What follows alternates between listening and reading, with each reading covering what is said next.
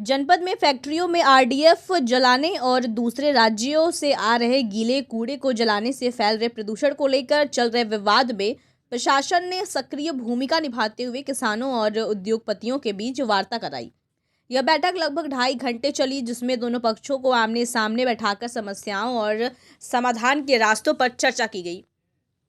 बैठक में किसान नेता राकेश टिकैत ने आरडीएफ जलाने पर रोक लगाने की चेतावनी दी। वहीं पेपर मिल एसोसिएशन के अध्यक्ष पंकज अग्रवाल ने भी कड़ा रुख अपनाया और कहा कि अगर दबाव बनाया गया तो सभी उद्योग बंद कर डीएम को चाबियां सौंप देंगे। उन्होंने स्पष्ट किया कि उद्योग केवल तब ही चलाए जाएंगे जब उनकी स्थिति सुरक्षित रहे। ग्रामीणों और राकेश टिकैत ने फैक्ट्री मालिकों को स्थितियों में सुधार करने के लिए 1 महीने का समय दिया। इस दौरान उद्योगपतियों को फैक्ट्रियों के बाहर धूल मिट्टी को नियंत्रित करने, काली राख कम करने और पानी को शुद्ध करने के लिए प्रयास करने होंगे।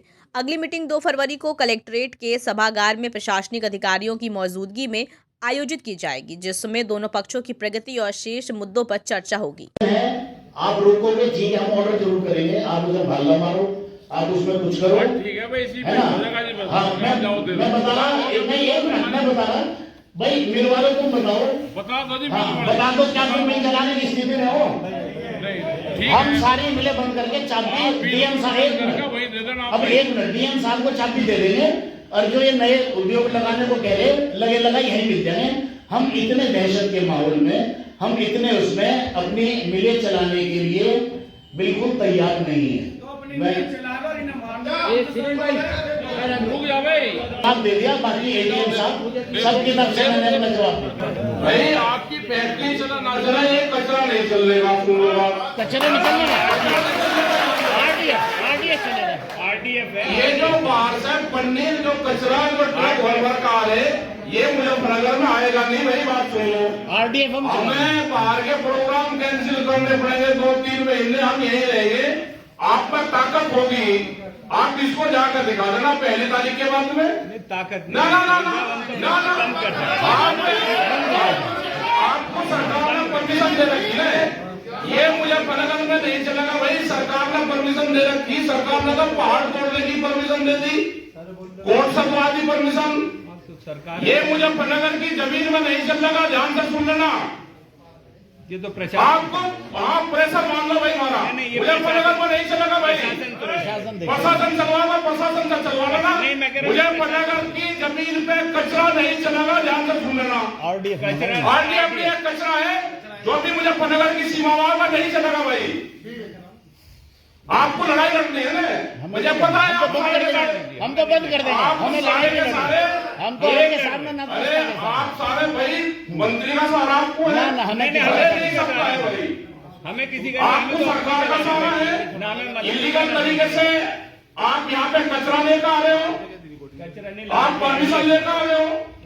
मुजफ्फरनगर में नहीं चलेगा, कहीं आप चला लेना भाई।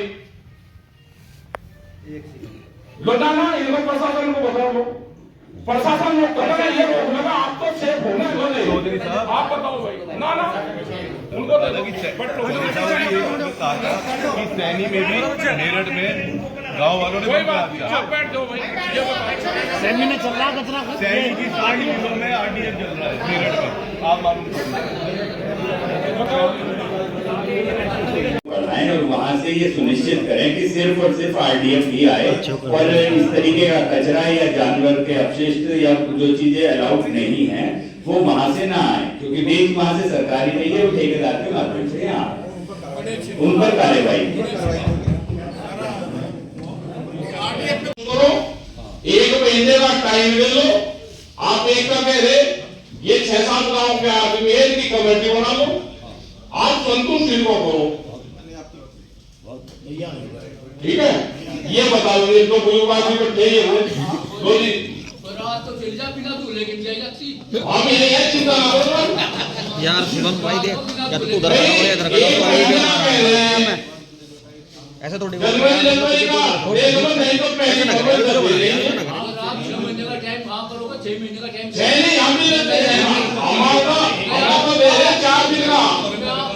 अगर आप जो टाइम दोगे नहीं, आपकी कमेटी है, इनकी कमेटी बनकर बुजुर्ग आदमी को आपको सारे जो यहाँ पर आ रहे हैं, जो आज यहाँ पर आ रहे हैं, इसी में से कमेटी बनाओ। जो 5-7 गाँव जो ये बताओ भगत गाँव राष्ट्रीय प्रवक्ता चौधरी टिकैत साहब, सभी पदाधिकारीगण और सम्मानित किसान बंधु और उद्योगों के सभी मालिक और प्रतिनिधिगण,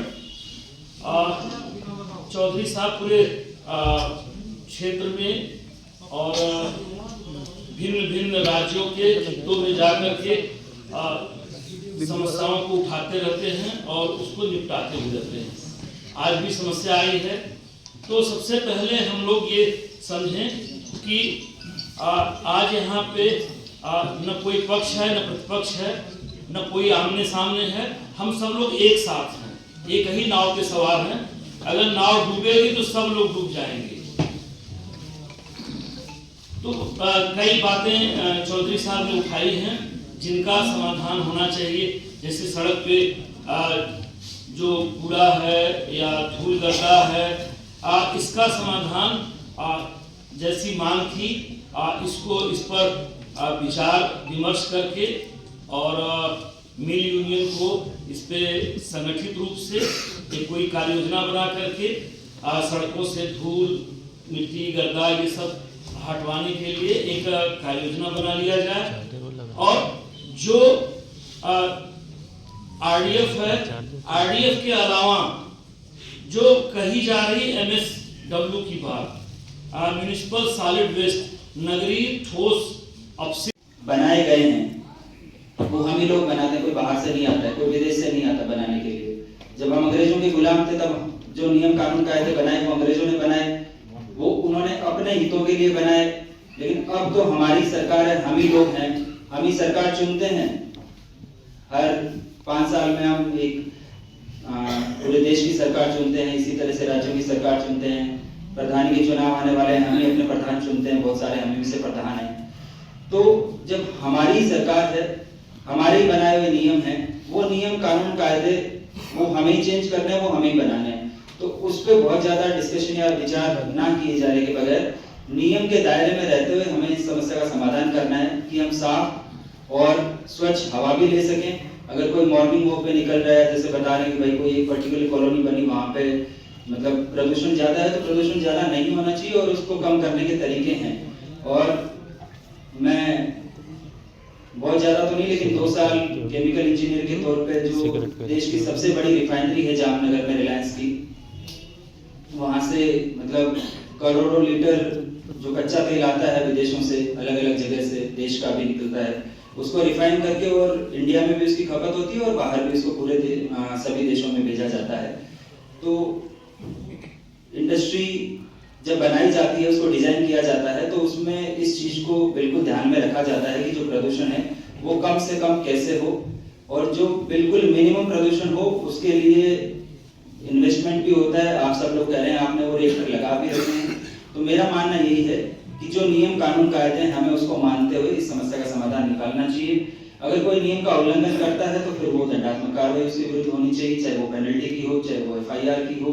लेकिन कोई भी आप में से, ना आप ना हम, कोई भी कानून और नियम के ऊपर नहीं है। Thank you. जय हिंद। भाई सब कुछ बात हो ली, बहस हो ली, बहुत हो ली। गलती यही है कि जो आ रहा सामान वो गलत ही आ रहा, और अगर ऐसा ना होता तो ये काले धोड़े से पिलाते ठाके, और वहां कैसे होता है भाई, इतने खेत भी खराब हो रहे, इतनी बीमारी। अब रही इसके बाद भाई अगली मीटिंग 2 फरवरी में मीटिंग होगी, और वही होगी जहाँ पे ये हो रहा था, फैक्ट्रियों के बीच में वहीं पर होगी। अब मीटिंग यहाँ नहीं होगी, अब मीटिंग नाम वहीं पे होगी, और वहीं मौके पे देखा जाएगा, जो भी कुछ होगा तो वहीं करना पड़ेगा।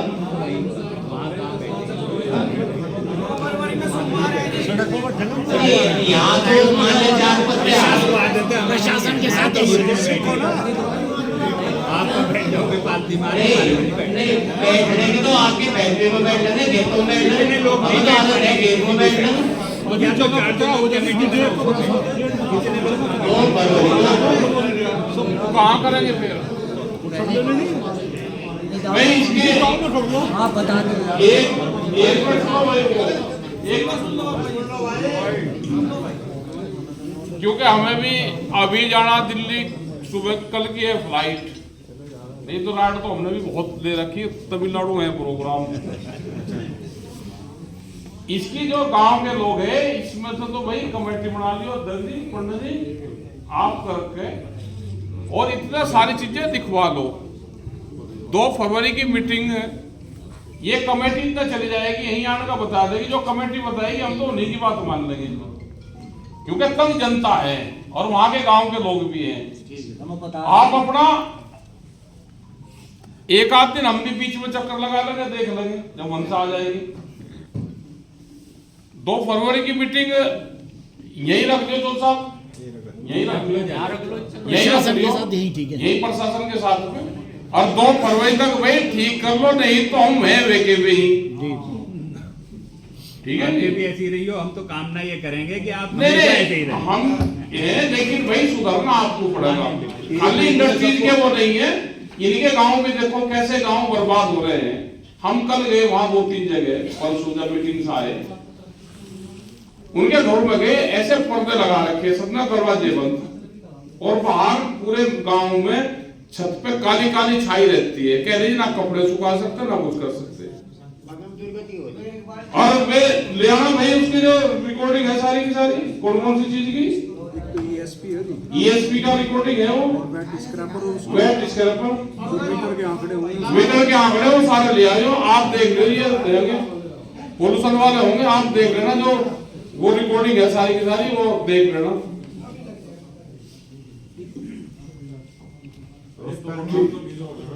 बताओ चेयरमैन साहब, और बताओ।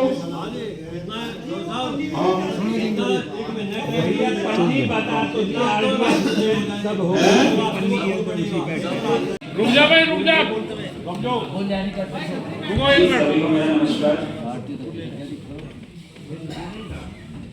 बात सुन लो भाई, बात सुनो।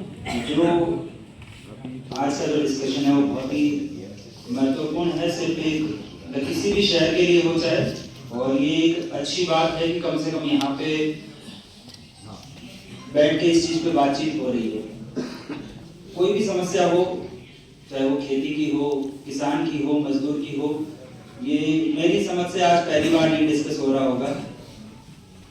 यहाँ तक पहुँचने के लिए जो किताबें हम पढ़ते हैं उसमें एंटिकेट साहब को पढ़ के हम यहाँ आते हैं, मजदूर का संघर्ष जो है वो पढ़ के यहाँ आते हैं, और ये चीजें मतलब कम से कम 150-200 साल पहले से, जब से इंडस्ट्री लगना शुरू हुई तब से ये समस्याएं जो है वो डिस्कस भी होती आ रही है कि जो मजदूर है उसको कितनी तनख्वाह मिलनी चाहिए, जो मजदूर मजदूरी करके और उसका लाभ जो उसका मालिक होता है फैक्ट्री का वो कमाता है, तो उसमें कितना किसको हिस्सा मिलना चाहिए, ये एक लंबी डिबेट है। यहाँ आज जिस मुद्दे पे हम लोग बात कर रहे हैं, जो हम लोग अब तक सुने हैं पूरा डिस्कशन आप लोगों का, इसमें जो मुजफ्फरनगर शहर में जो पोल्यूशन की समस्या, आप उसके बारे में बात कर रहे हैं कि भाई यहाँ हवा में प्रदूषण है फैक्ट्रीज की वजह से, या साथ साथ जैसे अभी तो वैसे किसी ने कहा नहीं, लेकिन जो हमारे पास सोशल मीडिया में जो डिस्कशन चलता है यहाँ के ग्रुप में, हम देखते हैं कि कोल्लू पे जो प्लास्टिक वेस्ट जो चलता है उसके बारे में भी समस्या है। तो कुल मिलाकर समस्या एक पोल्यूशन की है, उसमें हवा के प्रदूषण की बात कर रहे हैं, साथ ही साथ जल के प्रदूषण की बात कर रहे हैं कि जो भी कोई इंडस्ट्री है या कोई भी कहीं पे भी उत्पादन होगा, इवन जैसे हम लोग घर में रहते हैं, मतलब मैं अभी यही सोच रहा था जब आप लोग पूरी बात कर रहे थे कि भाई एक तरफ कहा गया कि कचरा नहीं जलना चाहिए, दूसरी तरफ कहा गया कि नहीं हम RDF ही जलाएंगे, लेकिन हमें ये सोचना पड़ेगा ये हमारी लाइफस्टाइल से जुड़ी हुई चीज है। मेरे ख्याल में आज से 500 साल पहले कोई प्लास्टिक की बात ही नहीं होती थी, क्योंकि प्लास्टिक का आविष्कार ही नहीं हुआ था, तो कोई प्लास्टिक जलाता ही नहीं था। जो हम लोग जो चीजें इस्तेमाल करते थे या हमारे पूर्वज जो चीजें इस्तेमाल करते थे वो मतलब खेती से जो चीजें आ रही उससे बनी हुई होती थी, जिसको हम अंग्रेजी में बायोडिग्रेडेबल कहते हैं, कि भाई हमने उसको इस्तेमाल किया और अगर वो मिट्टी में गल गया तो सड़ जाता था। जैसे हम जो झोला इस्तेमाल करते हैं वो झोला कपड़े का बना होता है, कपड़ा रुई का बना होता है, वो अगर आप मिट्टी में 5-10 साल सड़ेगा वो मिट्टी के साथ मिल जाएगा। लेकिन जो मेरा भाई इफ्तिकार इसके पास जो बैग है ये लेदर या प्लास्टिक का जो बना हुआ है, ये चाहे सालों साल मिट्टी में पड़ा रहे, इसका कुछ नहीं होगा, वो वैसा का वैसा पड़ा रहेगा। आप हजारों साल बाद भी निकाल के देखेंगे वैसा ही रहेगा। हमारे जो मोबाइल हैं, मतलब कुल मिला के हमारी लाइफस्टाइल बदल गई है। तो जो मैं कहना चाह रहा हूँ शॉर्ट में, कि जब जो मतलब आज की जो डिबेट है वो इस चीज पे है कि भाई जो RDF इस्तेमाल हो रहा है, अगर उस पर बहुत रिसर्च हुई है जैसा बताया गया है, पॉल्यूशन विभाग मुझसे इस बारे में ज्यादा बेहतर जानता है, लेकिन जितना इसका टेक्निकल नाम है उसको देख के लगता है कि रिसर्च तो हुई है RDF, और उसको अगर जलाने से प्रदूषण कम होता है ये भी हो सकता है, इस पर स्टडी हुई होगी, मैं मतलब सर्टेनिटी से नहीं कह सकता। लेकिन अगर RDF जलाने से अगर प्रदूषण कम होता है तो वो एक विकल्प के तौर पर देखा गया होगा। और कुल मिला के मतलब मेरी समझ ये है कि भाई लाइफ में हमेशा बैलेंस की जरूरत होती है। अगर कोई भी एक्सट्रीम पे चले जाए, कोई कहते कि फैक्ट्री बंद करके और उसकी चाबी बंद कर दी जाएगी, उससे भी काम नहीं चलेगा, और कोई कहे कि नहीं ये तो ऐसा ही चलेगा, उससे भी काम नहीं चलेगा।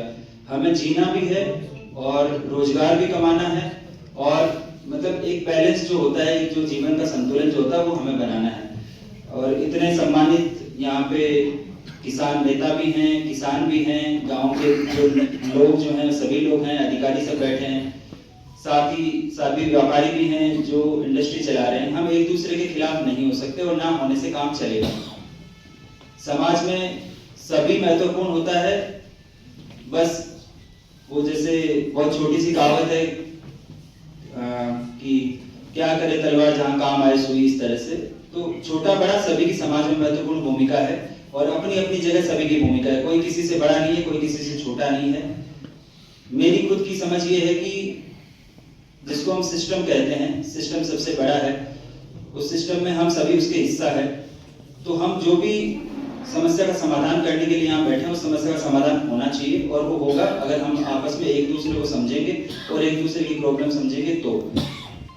इसका नंबर बैठक हुई है, क्या निष्कर्ष? 1 महीने का टाइम लिया प्रशासन के सामने और गांव वालों ने दिया उनको। गांव की कमेटी एक बनी, इतने उन्होंने कुछ सुधार की बात करी है, वो चाहे वाटर वाला हो या एयर का हो या सड़क का हो।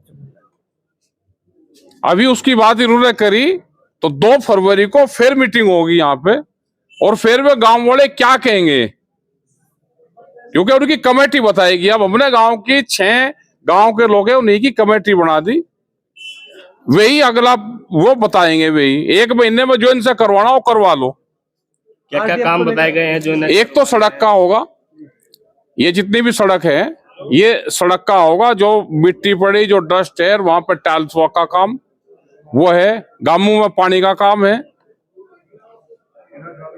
और जो इनकी छाई जाती है गांव में, इसको रोकने का काम है। 3 काम अभी इन्होंने बताया कि हम कर देंगे। ठीक है सब, अगर 1 महीने के अंदर कोई सुधार नहीं होता और नहीं सुधार होता फिर क्या, कहीं हम जाए लेकर तनख्वाह पे यहाँ पे कोई, फिर यही है। गांव के लोग जब तक संतुष्ट नहीं होंगे हमारा अभियान जारी रहेगा। RDF को लेकर बात, RDF को लेकर भी बात हुई। आज ही पूरी कमेटी वहां पे जा रही है, और क्या बीमारी है उसे देखने जा रही है, वहीं पे इनके यार्ड में हमारी टीम जा रही है, और जो पोल्यूशन के अधिकारी है वे जा रहे हैं। ट्रक बाहर खड़े करने को लेकर भी जो ट्रक बाहर सड़क पर खड़ा नहीं होगा। RDF सरकार भेज रही है दिल्ली से, जो अभी उसको देखने जा रहे हैं वो क्या चीजें हैं, उसकी वजह से वो विवाद पूरा जो है वो उसी पे ही है। इंडस्ट्री जो कुछ किसान संगठन के लोग हैं वे जो ट्रक आ रहे हैं उन्हें अभी भी रोक रहे हैं। संगठन का काम है, तो ये नहीं रुकेंगे तो भाई रुकने चाहिए। सबको प्रोग्राम यहाँ पे करने चाहिए। रुकते रहेंगे जब भी तो इनके खिलाफ मूवमेंट बनेगा।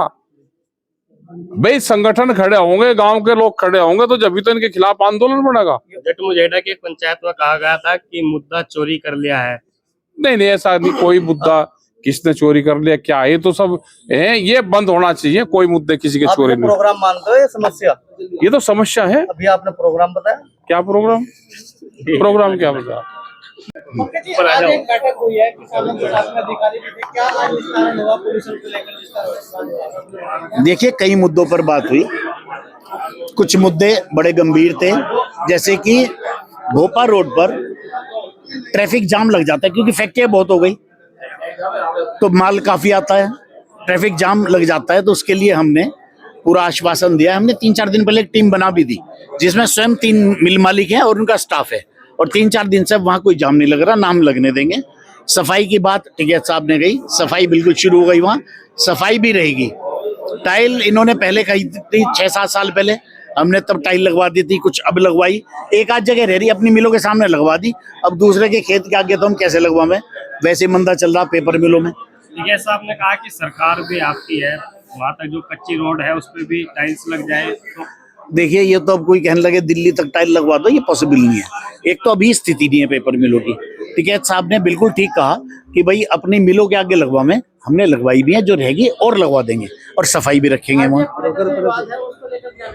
आरडीएफ को लेकर विवाद मतलब हमारी तरफ से तो कुछ है नहीं भाई। आरडीएफ जो है ये जो MSW यानी म्युनिसिपल वेस्ट है, म्युनिसिपल वेस्ट को साफ करके आरडीएफ बनाया जाता है, जो कि सारी दुनिया में ये चल रहा है।